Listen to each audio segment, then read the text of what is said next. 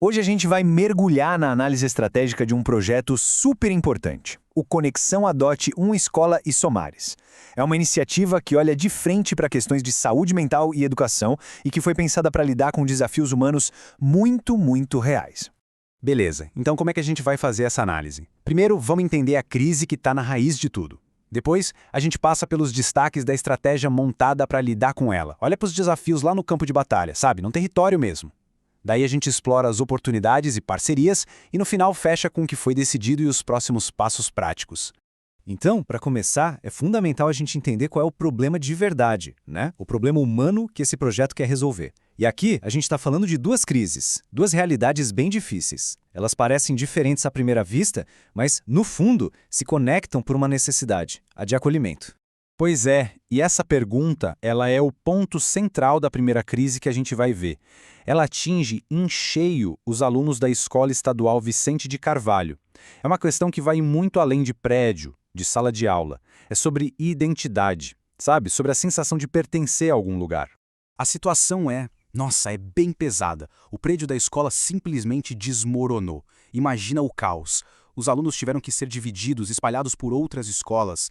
E o resultado? A evasão escolar aumentou. E começou a rolar um sentimento geral de eu não pertenço a lugar nenhum. É aquilo, eles não perderam só a sala de aula, eles perderam o ponto de encontro, a referência deles. A outra crise envolve as chamadas mães atípicas, que são mães de crianças com deficiência. A gente está falando de um esgotamento crônico, uma exaustão que não tem fim. E essa citação, ela é muito forte, né? Diz muito. Elas não se acham dignas de coisas boas. Isso mostra um sentimento de não merecimento que está lá no fundo, enraizado. É uma barreira invisível que impede essas mulheres de olharem para si mesmas. Tá, então, diante de problemas tão complexos, tão delicados, o que fazer? Como é que o time por trás do projeto pensou em agir? Vamos agora para os destaques da estratégia, para ver como esse plano funciona na prática. E olha só que interessante. Esse mapa mental ilustra muito bem a abordagem do projeto, que tem várias frentes. Dá para ver como tudo se conecta. O apoio para as mães, focado em autocuidado, se liga com o trabalho com os alunos, buscando esse senso de pertencimento, e tudo isso amarrado com parcerias e estratégias que olham para o território como um todo. A grande sacada aqui é essa: nada acontece de forma isolada, é tudo uma rede. E uma das ideias centrais, que é genial, é o que eles chamam de moeda de troca social. Pensa bem. Em vez de chegar com uma palestra, com um programa todo formal, eles oferecem algo prático, de valor imediato. Por exemplo, uma oficina de costura sustentável. O objetivo aqui não é só a grana, entende? É usar essa oficina como uma porta de entrada, uma forma de criar o primeiro laço de confiança, que é o mais difícil e o mais importante. E com as mães, a abordagem é toda pensada em etapas, sempre com o lado humano em primeiro lugar. O primeiro passo: reuniões lúdicas, encontros leves, divertidos, para que elas se sintam seguras. A ideia é construir um vínculo de verdade. Só depois, quando essa conexão já existe, é que se fala sobre as oportunidades de geração de renda. Faz todo sentido, né? Agora vamos falar dos alunos. A parte mais interessante da estratégia com eles é como ela foi pensada para quebrar a desconfiança que eles têm. Qual foi a sacada? Criar espaços seguros, mas informais. Tipo, conversas no banheiro, debaixo de uma árvore, lugares onde eles não sintam que vão ser dedurados para a diretoria, sabe? O objetivo é garantir um lugar onde eles possam falar de verdade, sem medo. Bom, mas é claro que nem tudo são flores, né? Todo plano, por melhor que seja no papel, encontra obstáculos no mundo real. Então vamos dar uma olhada agora nas barreiras que o projeto precisa pular.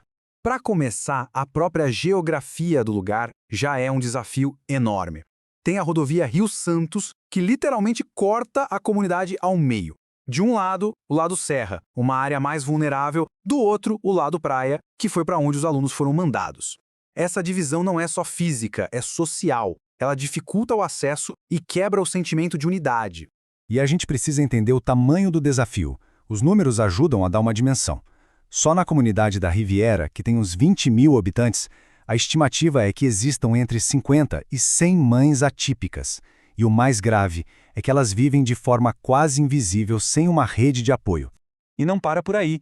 Tem a burocracia do poder público que muitas vezes deixa recursos parados, uma certa resistência cultural de alguns diretores de escola e, claro, o esgotamento mental das próprias mães, que é uma barreira gigantesca. Elas estão no limite, cuidando dos filhos 24 horas por dia. Mas olha, para cada desafio, geralmente existe uma oportunidade. E é nisso que o projeto aposta. Vamos ver agora como a equipe planeja usar as ferramentas e as parcerias que já tem para conseguir superar essas barreiras e avançar. E eles mapearam algumas alavancas estratégicas que são cruciais. Primeiro, tem o PROEC, um recurso federal que já está disponível. Segundo, uma parceria com a Fundação X de Agosto, que pode ceder infraestrutura. Além disso, o projeto se alinha com o Plano Nacional de Cuidados, o que dá mais força. E por fim, a ideia de fazer uma live no Dia da Mulher, um evento para começar a mobilizar todo mundo. E o mais legal é que isso não ficou só na teoria. Vamos ver agora as decisões e os próximos passos bem concretos. É a parte que transforma a estratégia em ação de verdade. Olha só como os próximos passos estão bem amarradinhos. A Karine ficou responsável por mapear as mães e fazer contato com a escola. O Fernando vai pesquisar o regulamento do PROEC. A Ângela vai cuidar da parte lúdica para o primeiro encontro. E o time todo junto vai organizar a live Papo Reto. Tudo bem definido para a coisa andar. No fim das contas, a estratégia toda nos leva de volta para uma ideia muito poderosa. E também para essa pergunta, né? Será que a confiança, aquela construída numa conversa simples, olho no olho, pode ser a base para uma transformação social de verdade? A grande aposta desse projeto é que sim. Que a mudança real, a que fica, não começa em prédios gigantes ou com orçamentos milionários. Ela começa na força da confiança. Uma confiança que é construída com calma, uma conversa de cada vez.